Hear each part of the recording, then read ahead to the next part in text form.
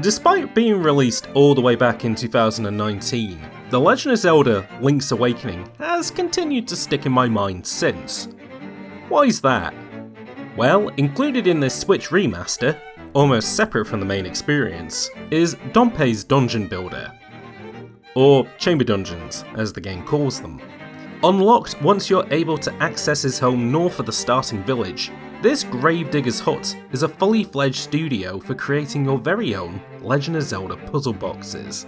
Mario Maker this isn't, however. You're given a blank map, often with a couple of key items you must include, and are asked to occupy with room tiles based on ones you've encountered in previous dungeons. The game makes this point obvious when, every time you speak to Dompe, he asks you to relate your adventure so far to create new tiles. So the Dungeon Builder is more of a remixing board, using samples from previous dungeons to create new works, often to Dompe's restrictions like fitting it in a map the shape of a heart, or including a set number of locked doors. Of course, there's still plenty of creativity to be found in that problem solving, and this is what makes it such a memorable inclusion. Consider the Dungeon Builder instead a game about making games. After all, what rooms you use and how they flow into each other is still up to you.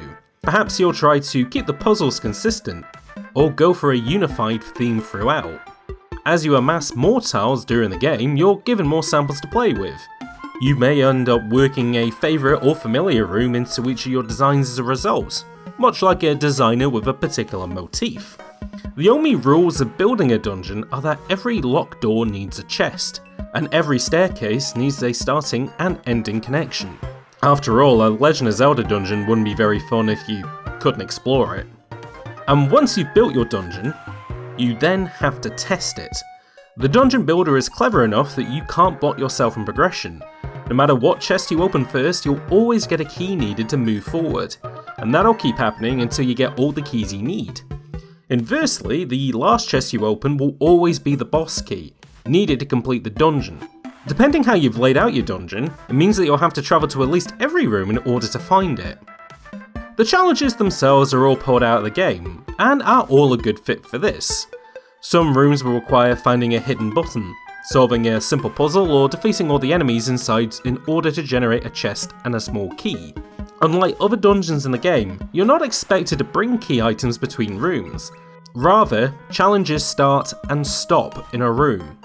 It does restrict what could be more ambitious dungeon designs, but it stops potential headaches in trying to connect things together.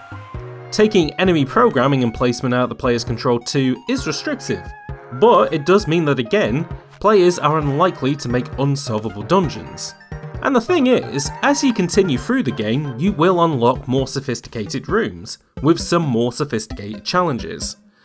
If you wanted, you could build a dungeon that was nothing but a mini boss rush.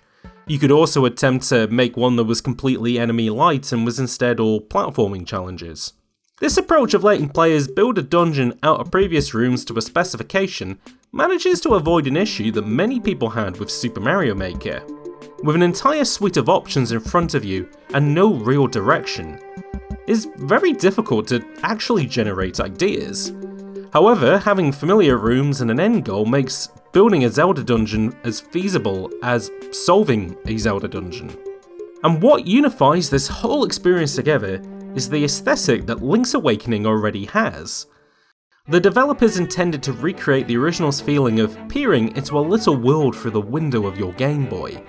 And so here the remaster becomes a very pretty game with toy box rendering and a school orchestra soundtrack. With dungeon rooms designed to look like singular shoebox dioramas, the Dungeon Builder makes placing them and solving them almost feel like a physical toy that you put together yourself before playing with it.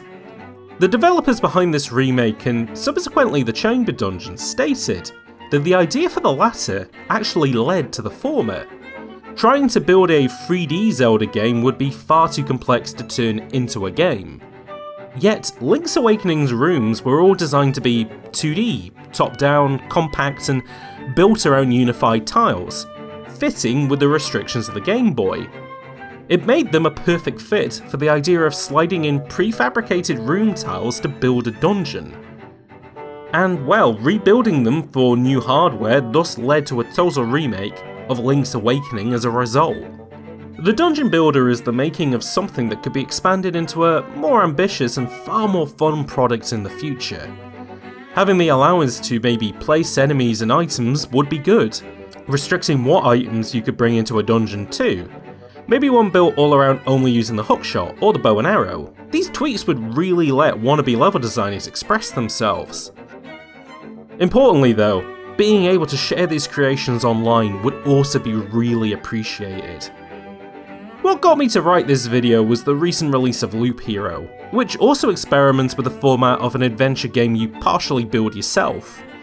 Although that is more about creating a bigger structure for a character you don't really directly engage with.